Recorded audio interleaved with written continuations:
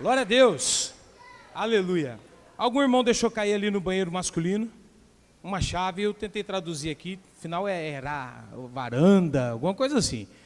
Está aqui em cima, se for de alguém, final do culto, tá? Me procurem em nome de Jesus Cristo. Vou ministrar uma palavra rápida, às 15 horas eu termino. Eu não quero justiça, eu quero vingança. Vocês vieram de manhã para não vir à noite? Deus viu! Vou pregar até as 2, vou emendar 3 sermões, um atrás do outro aqui agora. Tá amarrado? É solto, irmão, aleluia. Ganhei uma ferramenta nova de aniversário, olha que coisa linda. Deus cuida, irmão, Deus é maravilhoso. E vamos ver o que Deus tem para falar conosco, que é coisa grande essa manhã. Nós viemos de Brasília e Deus tinha colocado uma mensagem no meu coração, muito poderosa. O pastor Jonathan esteve conosco no domingo à noite, quarta-feira já vi uma programação, e eu vou ministrar essa palavra hoje, porque tinha que ser hoje, tinha que ser agora. E eu gostaria de falar um pouquinho sobre o desafio que Elias propôs lá no Monte Carmelo.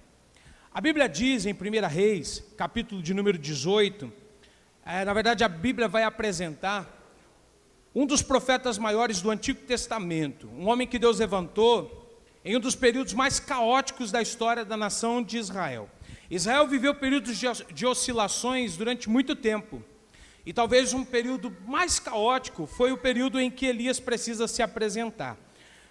É interessante que a Bíblia ela vai trazer poucas referências biográficas sobre ele. A Bíblia vai falar que ele é natural de Tisbé, a Bíblia vai dizer que ele é da região de Gileade, e que o significado do seu nome é: o Senhor é o meu Deus. Elias, ele surge com um papel importante. Pessoal, vamos lá? Prestem atenção na mensagem. Quanto mais atenção e mais glória a Deus, mais rápida é a mensagem. Você sabe disso, né? Vamos lá. Elias, ele vai surgir diante de um casal de reis complexo na história. Nós temos um homem chamado Acabe, acovardado, e nós temos uma mulher pagã que está mandando nação diante da omissão do seu marido Acabe, chamada Jezabel. E a Bíblia vai dizer que pela influência dessa mulher, pela influência de Jezabel, há uma apostasia na nação. Eles deixam o Deus de Israel, eles deixam o Deus verdadeiro, eles se afastam do Senhor e eles mergulham em uma idolatria a um Deus pagão chamado Baal. E com uma coragem muito peculiar, incomum, a Bíblia diz que Elias se apresenta diante da nação, diante dos reis, trazendo um confronto e denunciando aquilo que a nação estava fazendo de errado e chamando todo o povo de Deus a um arrependimento. Em 1 Reis, Elias vai aparecer nesse contexto da nação e ele vai anunciar ao rei que não haveria chuva. Presta atenção. Israel apostatou da presença do Senhor, da graça de Deus. Nós temos um rei acovardado e uma mulher pagã mandando na nação. Elias não é conhecido, não tem uma grande biografia, não faz parte de uma grande família, não é a nata da sociedade. É um homem estranho dentro do contexto de Israel. Ele se apresenta trazendo a denúncia do pecado, confrontando o rei pela omissão, confrontando a rainha, nesse caso Jezabel, por uma mente pagã, trazendo a apostasia para a nação e trazendo uma denúncia, trazendo uma declaração, trazendo uma palavra que durante os próximos 3 anos, como punição ao pecado de Israel de ter abandonado o Senhor, não haveria chuva, não haveria orvalho, a terra se secaria, automaticamente não haveria produção. Imagina o Brasil 3 anos sem chuva, imagina o Mato Grosso do Sul, que tem se despontado no cenário nacional e mundial como um dos maiores produtores que existem no mundo, ficar 3 anos sem chuva, 3 anos sem orvalho, era o fim. Era uma crise muito grande. E o interessante é que Elias não profetiza dizendo: assim diz o Senhor. Elias, ele toma a propriedade da palavra que ele mesmo tinha, e ele exerce juízo divino através de uma declaração sobre a nação de Israel. É como quem diz: sobre a minha palavra, nos próximos 3 anos, não haverá chuva. Obrigado, Jaque.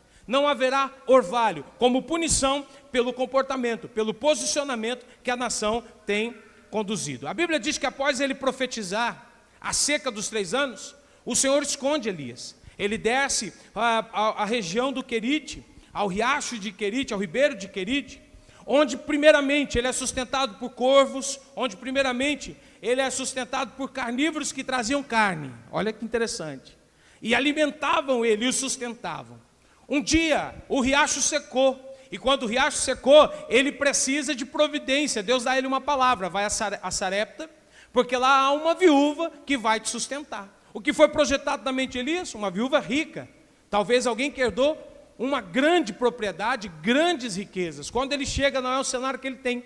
Ele observa que essa viúva mal tinha para se sustentar, mal tinha para ela comer, mal tinha para dar aos seus filhos. Mas olha que coisa interessante, essa viúva também era alvo de Deus por intermédio da vida de Elias, para experimentar uma multiplicação sobrenatural, porque Deus não erra. Diga para quem está do seu lado: Deus não erra. Olha que interessante, essa viúva não tinha nada. De repente Deus manda Elias para a casa dela para ser sustentada. Ela, na mentalidade racional e humana, diz: eu não tenho nem para mim, como que eu vou sustentar Elias? Mas na verdade ela estava na mira de Deus. Por quê? Porque Deus queria fazê-la experimentar de um azeite que não se acabaria, mas que se multiplicaria, de uma farinha que não se acabaria, mas se multiplicaria. Escute, Deus não erra. Se Deus está te mandando sustentar alguém, sustenta. Você vai viver uma multiplicação como você nunca viveu antes. Diga para quem está do seu lado: Deus não erra. Enquanto Elias esteve ali, a farinha foi sendo multiplicada. Enquanto Elias esteve ali, o azeite foi sendo multiplicado. No contexto da vida de Elias e a viúva de Sarepta, ali, o filho dessa mulher morre. Mas quem está na casa? O profeta. A Bíblia diz que quando o filho dessa viúva morre, Elias clama ao Senhor. E quando Elias clama ao Senhor, o jovem que havia morrido simplesmente ressuscita. A primeira ressurreição bíblica fala de uma operação sobrenatural e profética de Elias na casa da viúva de Sarepta, sendo sustentado por uma mulher que não tinha nem para ela. Escute, Deus é maravilhoso. Esse processo fala de 3 anos e meio. É quando Deus dá uma ordem para Elias. Assim como a primeira foi: se esconde. Essa foi: você precisa voltar. Você precisa aparecer. 3 anos e meio de seca. Elias volta. Volta ao cenário central da nação. Volta ao cenário governamental de Israel. E quando Elias vem, ele não vem duelar. É isso que a gente precisa entender. Operar no sobrenatural e operar principalmente no profético não é duelar, não é concorrer, não é medir forças. Sabe o que Elias propõe? Um desafio.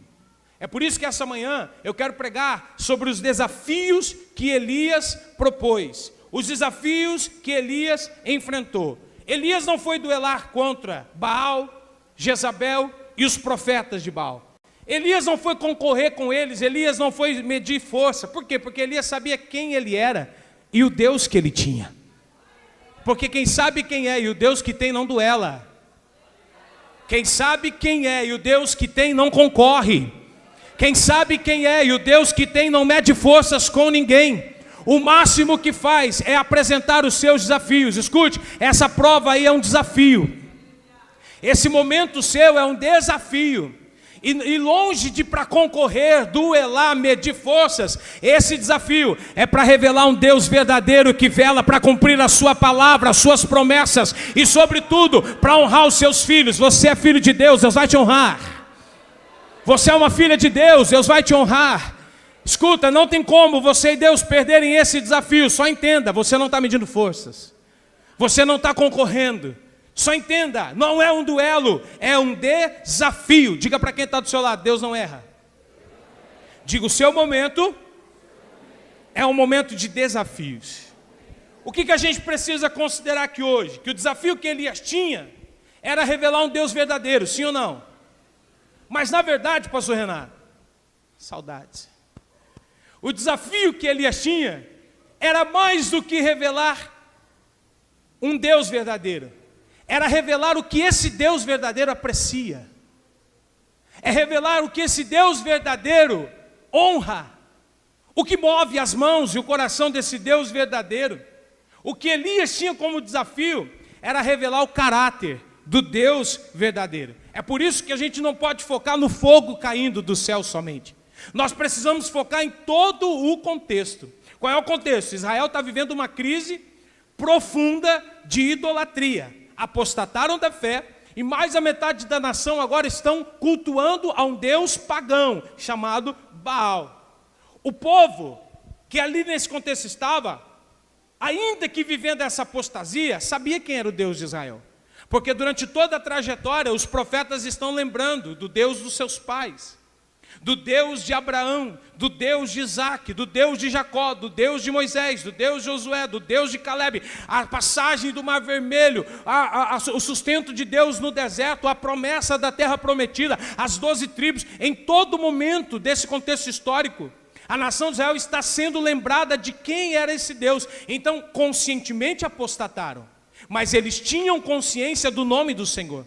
Eles tinham conhecimento do Deus que eles tinham, do Deus de Israel e o poder desse Deus. Por quê? Porque ainda que eles tivessem consciência disso, o que está acontecendo na nação é que eles haviam se esquecido da sua natureza. Eles haviam se esquecido de quem eram. A primeira coisa que o desafio de Elias vai fazer é buscar restaurar no ser da nação a real natureza que eles tinham e quem verdadeiramente eles eram. Espera aí, quer dizer que eu posso? Espera aí, quer dizer que existe poder para isso? Quer dizer que eu posso operar no sobrenatural? Quer dizer que eu posso operar no milagre? Quer dizer que eu posso operar na providência? Quer dizer que existe um ambiente profético liberado e eu posso agir nesse ambiente profético, ministrando cura, ministrando libertação, salvação, sendo alcançado por providência, acessando novas portas, acessando novos acessos, ampliando os meus negócios, prosperando de forma superabundante. Escute, esse é um tempo em que a igreja precisa ser restaurada no seu ser e buscar na sua consciência profética quem realmente ela é. Irmãos, você pode diante das suas provações estar confuso, você pode estar se comportando de forma diferente à sua natureza. Eu quero dizer para você que a Bíblia diz que ele é o leão da tribo de Judá. Há uma profecia de Jeremias que chama Israel de os filhinhos do leão, como os filhotes do leão. É exatamente isso, Edinã, que nós somos em Deus. Escute, você não é um gatinho espiritual, você é um leão espiritual. Mas se você se esquecer disso, haverá uma inversão de valores. E o que Deus quer restaurar diante dos nossos desafios é realmente qual é a nossa natureza. Ei, para de se portar como um gatinho, sendo um leão espiritual. Que Deus restaure a nossa consciência profética. Que Deus nos localize diante dessa geografia. Ei, pode rugir, filho do leão. Pode rugir, filha do leão. Pode liberar a sua natureza, não nega ela não. Você sabe quem você é e você sabe quem é o seu pai. Você sabe quem você tem. A consciência profética precisa ser restaurada. Sabe, a chamada do desafio de Elias não é fazê-los abandonar Baal. Era fazê-los reencontrar o Deus que eles haviam perdido de vista. Era fazê-los encontrar o Deus que eles haviam se esquecido. Por isso que antes que o fogo caísse sobre o altar, Deus desejava restaurar alguns princípios que haviam sido perdidos e abandonados pela nação. Então o Monte Carmelo não foi apenas um lugar de confronto entre deuses. O duelo dos deuses, não foi. No Monte Carmelo foi uma aula sobre o coração de Deus.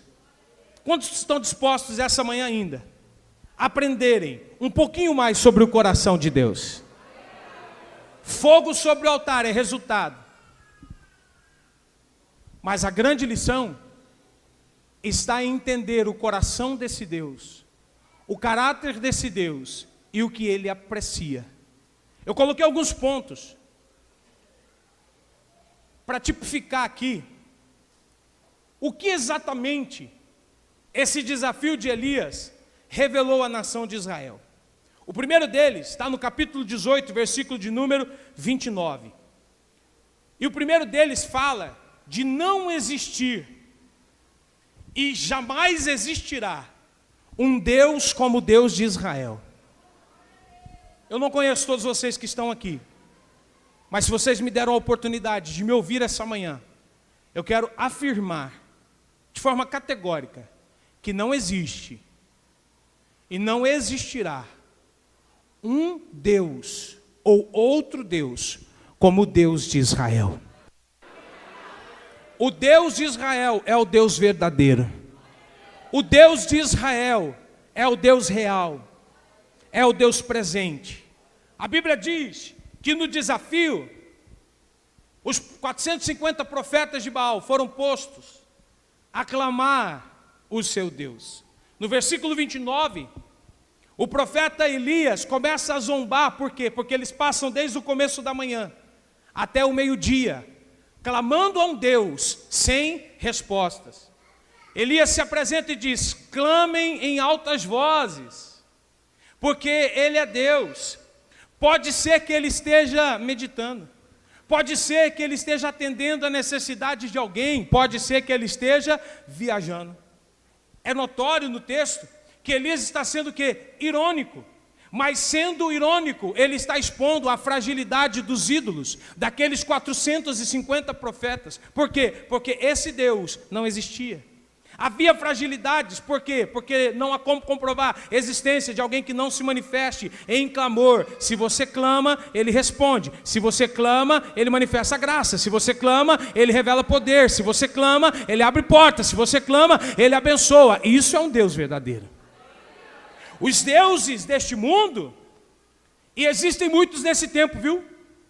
Não estão nominados como Baal, mas estão trajados de outras formas. Existe a prostituição, existe a bebida, existe o Deus do dinheiro, o Deus da mentira, o Deus da hipocrisia, a corrupção. Há muitos deuses nos dias de hoje trajados das suas formas. E há muitos ídolos que estão se prostrando diante deles, recebendo muito e entregando nada. É por isso que nós vemos hoje uma geração longe de Deus, consumida na sua energia, consumida no seu tempo, confusa na sua identidade, não sabendo quem são, totalmente reféns das suas emoções, incapazes de obter respostas diante das suas perguntas e das suas indagações. Escute, o Deus de Israel não precisa ser acordado, Ele não dorme. O Deus de Israel não precisa ser convencido, Ele sabe de todas as coisas.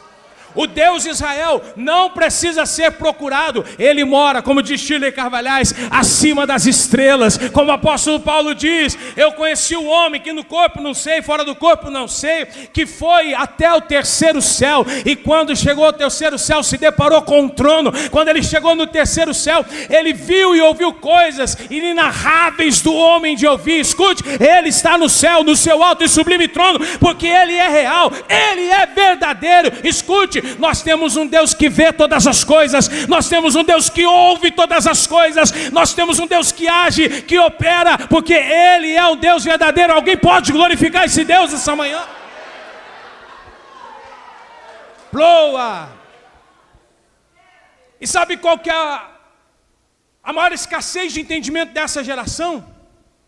É achar que Deus está duelando, concorrendo com os deuses fabricados, com os deuses construídos por nós mesmos. Ei, Deus não está concorrendo com a sua vaidade. Deus não está concorrendo com o seu dinheiro. Deus não está concorrendo com a sua agenda. Já falei isso 3 vezes, lá vai a 4ª. Deus não está concorrendo com as nossas humanidades. Deixa eu falar uma coisa para os irmãos. Em Gálatas, Paulo diz: Deus não se deixa escarnecer. Sabe o que isso significa? Ele não vem para esse âmbito aqui, ó. Ele não se move do terceiro céu. Ele não se move do seu alto e sublime trono para concorrer com nada e nem com ninguém. Escute, Ele é Deus. Ele é Deus. O segundo ponto que o desafio de Elias expõe é um Deus de proximidade. É um Deus que restaura de forma artesanal um altar que está em ruínas.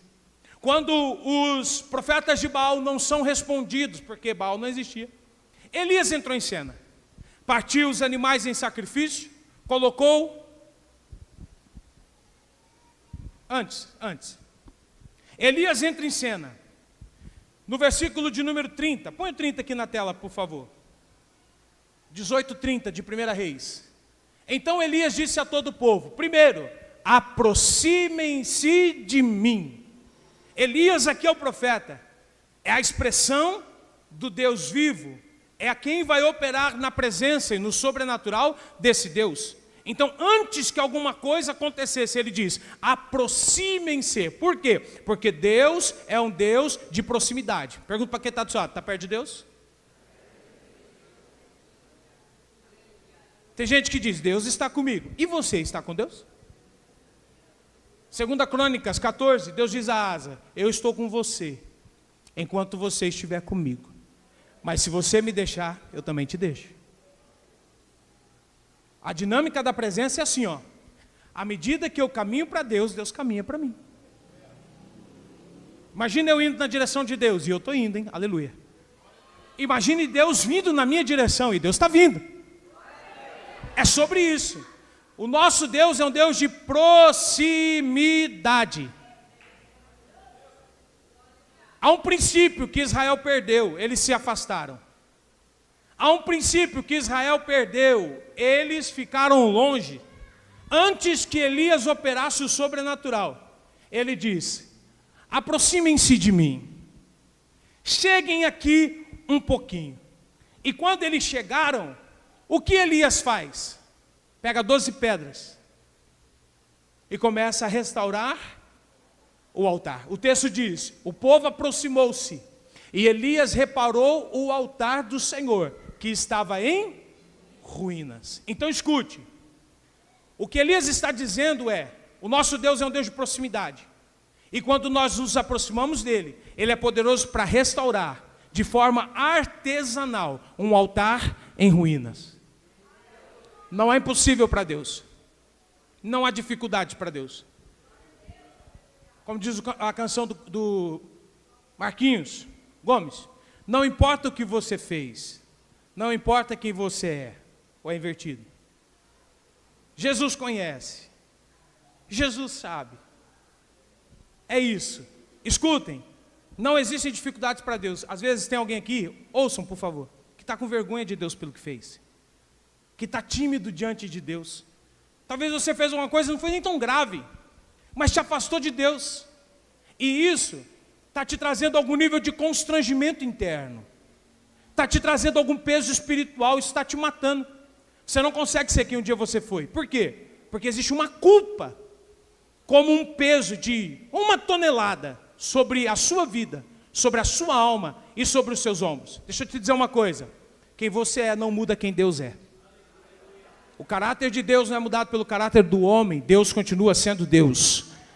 E nesse texto, sabe o que Deus está dizendo? Eu posso restaurar com as minhas mãos, de forma artesanal, o altar em ruínas na vida de qualquer pessoa. Há uma manhã de restauração nesse lugar. Há um dia de restauração nesse lugar. Há um agir de Deus aqui essa manhã e Ele vai abraçar o nosso coração. Levante sua mão. Recebe a presença de Deus no seu coração essa manhã. Recebe a presença de Deus removendo as suas culpas essa manhã. Recebe a presença de Deus restaurando um altar em ruínas essa manhã. Deixa eu te dizer algo aqui no sobrenatural. Deus tem algo com você, meu irmão. Deus tem compromisso com você. Deus está aqui nessa manhã para te restaurar, porque Ele sabe quem te fez. Deus não está para te julgar. Deus quer te pôr em pé. Deus quer te pôr numa posição que Ele te deu um dia. Escuta, os dons e a vocação de Deus são sem arrependimento, disse Paulo. O que Deus dá, Deus não tira. Não importa nada. Se hoje você quiser, o teu altar pode ser restaurado. Pode estar em ruínas, mas Deus põe ele de pé novamente. Mas há uma coisa: não existe fogo em altar desconcertado. Primeiro restaura-se o altar, depois tem fogo. Quer dizer que eu vou voltar para a igreja e já vou voltar fazendo? Talvez não. O apóstolo Paulo diz que, como sábio construtor, ele lançou o fundamento. Esse fundamento é Cristo, sem a necessidade de colocar outro. Ele é Cristo. Agora ele diz, mas cada um constrói sobre esse fundamento com o material que quiser. Paulo diz, alguns decidiram construir com ouro, outros com prata, outros com madeira, outros com feno. Cada um constrói do jeito que quiser, mas ele antecipa, dizendo, só que tem uma coisa, toda edificação vai ser provada pelo fogo, e só permanecerá aquela que resistir. Escute, reedificou o altar, então vai vir fogo sobre ele. E só haverá fogo sobre ele se o altar estiver restaurado, se o altar estiver reconstruído, porque o fogo vai provar a qualidade da reconstrução, a qualidade da restauração, não por Deus, por mim, porque o material sou eu que decido. A forma de edificar sou eu que decido. Sabe por quê? Eu vou falar, porque Deus está falando comigo, eu vou falar. Eu sei que os irmãos querem ir embora, mas eu vou falar. Eu vou falar. Você vai embora e vai levar essa, hein? Amém? Tem gente que olha para o lado e fala, mas por que a vida desse irmão é assim? Vou falar. Falei que ia falar, não falei? Alguém olha e fala, nossa, mas fulano é tão abençoado, tem tanto, se move desse jeito, se move daquilo. Qual que é a diferença dele para a minha vida? Foi a maneira que ele decidiu edificar a vida dele, para a maneira que você decidiu edificar a sua vida. O feno resiste ao fogo, mas há alguns que decidiram construir sua vida com feno, palha. A madeira resiste ao fogo por um determinado tempo, mas logo depois ela é totalmente consumida e vira cinzas. É a forma que alguns decidiram construir sua vida. O ouro resiste ao fogo? Sim. E ainda permite ser modelado pelo fogo? Ainda permite ser artesanalmente construído pelo fogo? É a forma que muitos decidiram construir a sua vida. Só que tem um detalhe, feno você acha em qualquer esquina, madeira também, e ouro. Diga para quem está do seu lado, pague um preço pela edificação de vida que você quer ter. E eu vou além, é melhor pagar agora do que ver tudo se perder lá na frente. É melhor agora chorar, sofrer, padecer, se humilhar. É melhor agora. É melhor agora. Tem coisa mais terrível que um incêndio que consome tudo que uma pessoa construiu? Consome uma casa, consome, sabe, uma edificação. Quem controla o fogo? Ninguém. Como se controla o fogo? É difícil. Há muitos que não conseguem e perdem tudo. Não sei se alguém aqui já viveu uma experiência como essa. Então é melhor ter a sabedoria na edificação inicial, pagando o preço necessário, procurando aqui o material necessário para essa construção, para essa edificação, do que depois pagar um preço de forma desnecessária. Eu caminho na mensagem dizendo, antes do fogo vir, o altar precisa ser restaurado. Observe que Deus, Ele poderia, mas não enviou anjos para reconstruí-lo. Observe que Elias vai buscar as pedras. Elias vai alinhar as pedras. Então Deus usa Elias no operar sobrenatural para restaurar cuidadosamente esse altar. Escutem, o fogo, escreve isso no seu coração, o fogo é a consequência de um altar restaurado.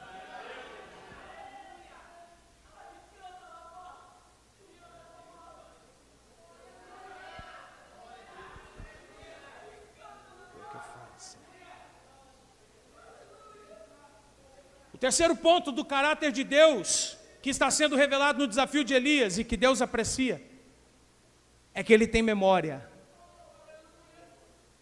e tem legado. Versículo 31, a Bíblia diz que para Elias restaurar o altar, ele toma 12 pedras, onde cada uma dessas pedras representava uma tribo de Israel. Era Deus restaurando a memória. Era Deus conectando um povo que havia se afastado e se perdido na sua natureza a quem de fato eles eram. Era um Deus que não estava interessado só no presente. É um Deus que quer conectar a história. Malafaia ele tem uma frase que é assim, ó, não existe homem sem história, e nem a história sem o homem. O homem precisa estar conectado à história, a história precisa estar conectada ao homem. Israel caminhava de forma isolada, mas ela tinha uma história. Então Deus, por memória, faz um mover onde a geração é restaurada para que não perdesse a sua identidade. Não estava começando a história ali, estava continuando. Escute, Deus aprecia testemunhos. Eu quero dizer para alguém que está aqui essa manhã, Deus tem memória. Sua vida não se resume hoje. Eu estou olhando hoje, mas você tem uma história. Quando Elias pega as 12 pedras, ele está nominando cada uma a uma tribo de Israel, trazendo à nação corrompida a sua identidade. Dizendo, vocês têm testemunhos pelo amor de Deus, vocês têm promessas cumpridas pelo amor de Deus, vocês têm alianças com Deus de Israel. Escutem, vocês têm marcos espirituais construídos na jornada, vocês têm marcos espirituais construídos na caminhada. Sabe, Deus age ali, escute, talvez se alguém que fosse Deus, ao ser abandonado pela nação, também tinha abandonado a nação. Mas Deus volta pela sua longanimidade para restaurar a nação, para não deixar eles perdidos. Por quê? Porque Deus, Ele trabalha na nossa vida sem desprezar o nosso legado. Deus trabalha na nossa vida sem negar as memórias do passado, os marcos espirituais que nós já edificamos. Quarto ponto, terminando a mensagem. O que é revelado no desafio de Elias? Um Deus de identidade. Põe aqui o versículo 31, por gentileza. Olha como ele termina. Dizendo-lhe, o seu nome será? Eu acho que nesse momento, Israel parecia mais Jacó. E Deus poderia ter dito, o seu nome é Jacó. Você ainda caiu no engano. Você ainda voltou na usurpação. Mas ele não está acusando, ele está restaurando.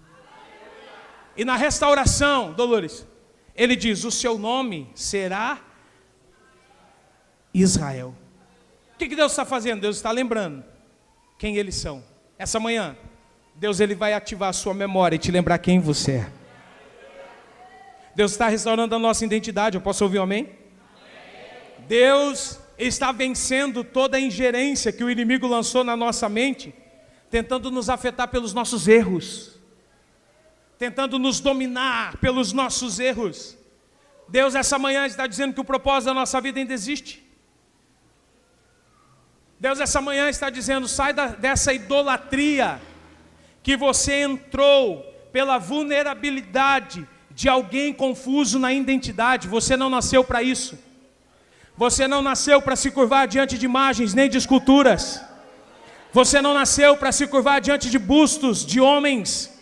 Você não nasceu para se curvar diante de bens materiais e imateriais, não. Você nasceu para se curvar diante do Deus verdadeiro. Esse é o seu desafio nessa geração. Olha.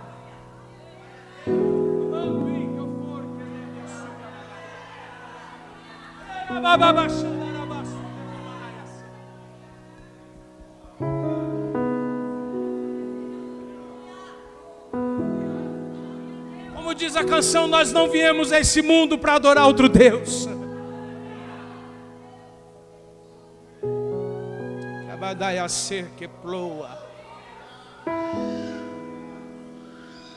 Há um desafio proposto. Elias diz, o altar está reconstruído. Põe os animais partidos no meio em cima desse altar.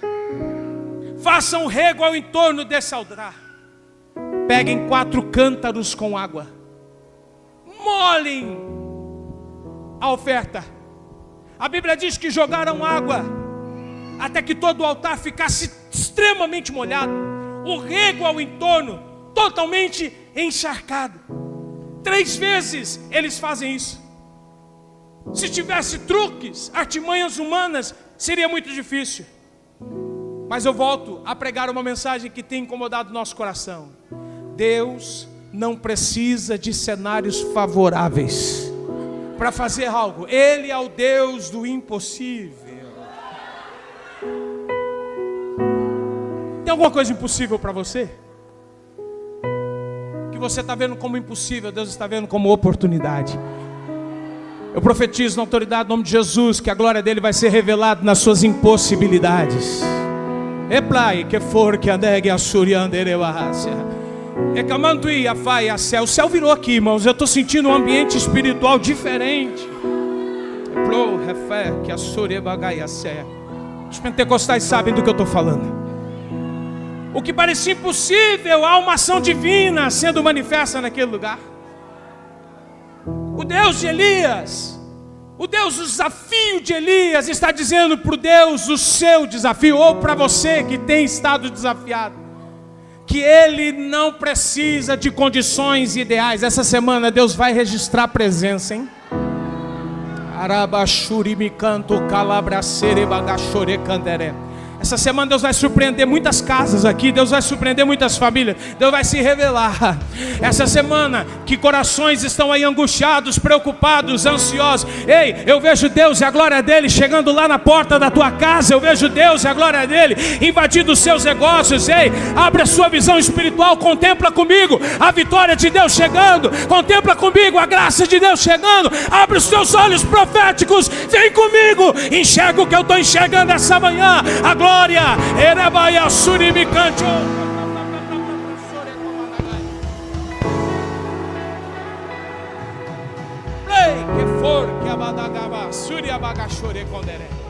Escutem, o Deus de Elias é um Deus que responde. Termino com essa máxima: Deus responde. Os profetas de Baal se prostraram.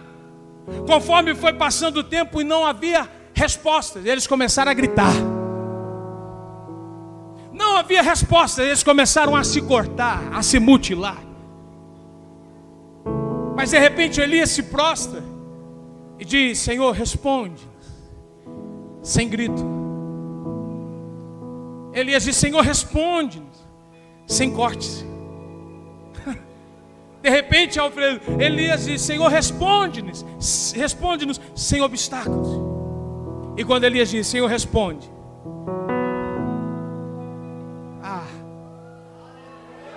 eu queria imaginar essa cena. Será que foi centrada? Será que foi espalhada? Será que veio uma nuvem? Como será que foi? Será que eles viram como Estevão viu o primeiro céu abrir, o segundo céu abrir, o terceiro céu abrir? Eu não sei. Eu sei que a Bíblia diz que sem grito, sem espetáculos, sem cortes, sem mutilação, Elias diz: Senhor, responde. Senhor, responde. Senhor, responde. E o texto diz: e caiu fogo do céu.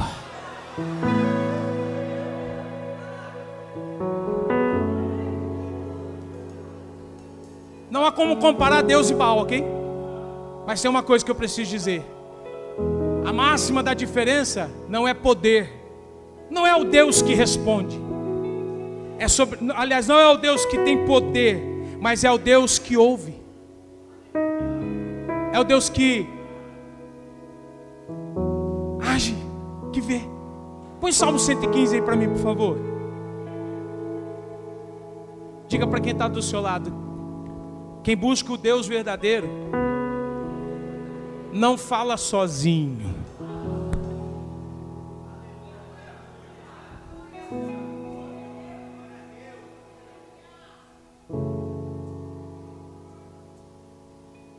Põe na corrigida fiel, por favor. Salmo 115. Não a nós, Senhor, não a nós, mas ao teu nome da glória, por amor da tua misericórdia e da tua fidelidade. Porque diriam as nações: onde está o Deus deles? No céu está o nosso Deus, e tudo faz como lhe agrada. Prata e ouro são os ídolos deles, obra das mãos dos homens. Tem boca, mas não falam. Tem olhos, mas não veem. Tem ouvidos, mas não ouvem. Tem nariz, mas não cheiram. suas mãos não apalpam, os seus pés não andam, som nenhum lhes sai da garganta. Tornem-se semelhantes a eles os que os fazem e quantos neles confiam. Versículo 9. Israel confia no Senhor. Ele é o seu auxílio. Ele é o seu escudo. Versículo 10. Casa de Arão confia no Senhor. Ele é o seu auxílio. Ele é o seu escudo. Confiam no Senhor os que temem o Senhor. Ele é o seu amparo. Ele é o seu escudo. De nós tem se lembrado o Senhor, e Ele nos abençoará. Abençoará a casa de Israel, abençoará a casa de Arão. Ele abençoa os que temem o Senhor, tanto os pequenos como os grandes. O Senhor vos aumente bênçãos mais e mais sobre vós, sobre os vossos filhos. Sede benditos do Senhor, que fez os céus e a terra. Os céus são os céus do Senhor, mas a terra deu a Ele os filhos dos homens. Os mortos não louvam ao Senhor, e nem os que descem a região do silêncio. Nós, porém, bendiremos o Senhor desde agora e para todos sempre. Amém. Arabashuri Mikomanagai. Você não está falando sozinho.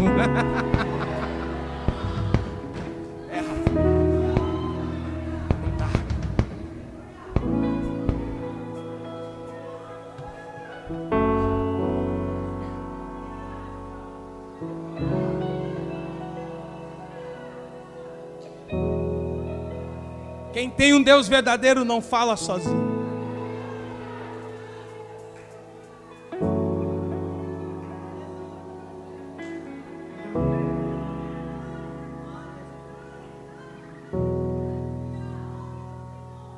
Escute. Quando o povo de Israel vê o fogo caindo, o altar sendo consumido, Deus respondeu a Elias. É como se Baal fosse limpo da mente deles. É como se Baal fosse limpo do coração deles. A Bíblia diz que a consequência disso foi eles se prostrarem, se arrependerem e voltarem ao Senhor. Quando eu li esse texto, sabe o que Deus falou comigo, Reinaldo? Nós temos um Deus que chama e sabe chamar o seu povo, como um pastor chama as suas ovelhas. Quando Israel entende o que está acontecendo, no versículo de número 40, Israel começa a dizer: só o Senhor é Deus. Só o Senhor é Deus. Só o Senhor é Deus. E onde termina, Camerson? Onde vai terminar a nossa história? Agora eu estou terminando. Agora eu acabei. Onde termina? Lá no versículo 45. A Bíblia diz: depois de Deus ter sido revelado, não só no fogo, mas no seu caráter, naquilo que Ele aprecia quando olha para o seu povo. Os profetas de Baal foram consumidos, a nação foi limpa, há um ambiente novo para Israel circular. E agora vai chover.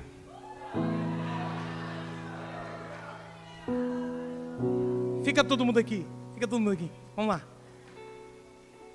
Filho, vai lá e vê se tem algum sinal.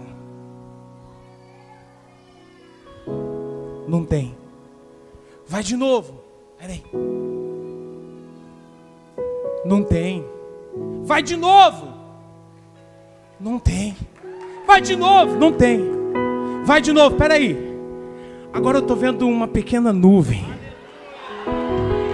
De tão pequena que ela parece a mão de um homem. Faz o seguinte. Vai lá na sede do governo. Olha para mim. Vai lá na sede do governo. Olhem para mim. Eu vou ficar aqui na frente. Eu vou subir na cadeira, que eu gosto de subir na cadeira. Olha para mim. Vai na sede do governo e anuncia que haverá chuva. Eu venho essa manhã como profeta de Deus trazer anúncio ao seu governo. Ao seu governo, que não é essa política corrupta, não é o que existe aí fora. ao governo de Deus que está sobre a sua vida e que governa a sua mente e o seu coração, que governa a sua alma. Ei, depois do desafio ter sido consumado, pode se preparar, porque as comportas dos céus serão abertas. Pode se preparar, porque o primeiro céu está abrindo, o segundo também e o terceiro também. Escute, o problema de Israel nunca foi situações climáticas. O problema de Israel sempre foi o espiritual. O climático poderia dizer que iria chover, mas se Deus não quisesse, não choveria. E não choveu 3 anos e meio. Mas quando o céu disse, agora haverá chuva, até se o clima disser, não vai ter chuva, vai ter chuva, porque quando Deus abre,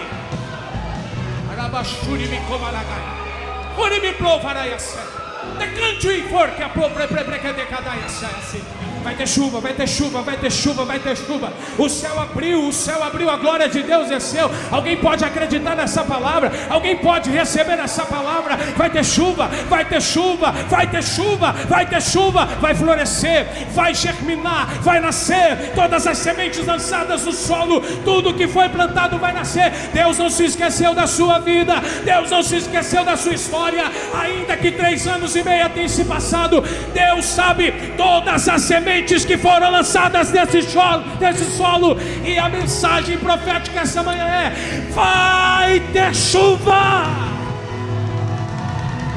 Ei, a placa do canaiaça.